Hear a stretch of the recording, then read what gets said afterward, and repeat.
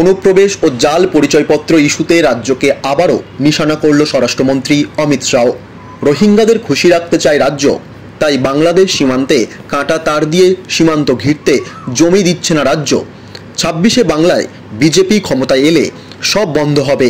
রোহিঙ্গাদের ওপর এত দরদ কেন?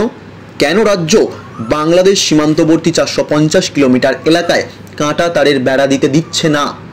বাংলাদেশ সীমান্তবর্তী রোহিঙ্গাদের বারবারন্ত বেড়েই চলেছে।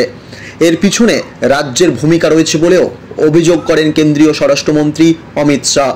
অমিত শাহ এদিন পার্লামেন্টে স্পিকারের কাছে অভিযোগ করেন। তিনি বলেন, বারবার রোহিঙ্গাদের বারবারন্তের খবর সীমান্ত থেকে আসছে। সীমান্তবর্তী এলাকায় ঘিরে রাখতে জমি প্রয়োজন। তিনি নিজে এ বিষয়ে বারংবার পশ্চিমবঙ্গ সরকারকে জানিয়েছেন। তিনি আরও বলেন, বাংলাদেশ সীমান্তবর্তী এলাকা নজরদারির বিষয়টি নিয়ে যে জটিলতার প্রশ্ন উঠছে তা পশ্চিমবঙ্গ সরকারের গাফিলতির কারণে তৈরি। ওই সমস্ত রোহিঙ্গাদের আধার কার্ড দিয়ে ভুয়ো নাগরিক বানাচ্ছে।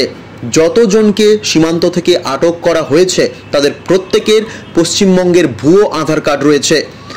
এখন যে শুধু বাংলাতে এই ভুয়ো নাগরিক রোহিঙ্গাদের আতঙ্ক তেমনটা নয়, বাংলা ছাড়িয়ে দিল্লি পর্যন্ত পৌঁছে যাচ্ছে তারা।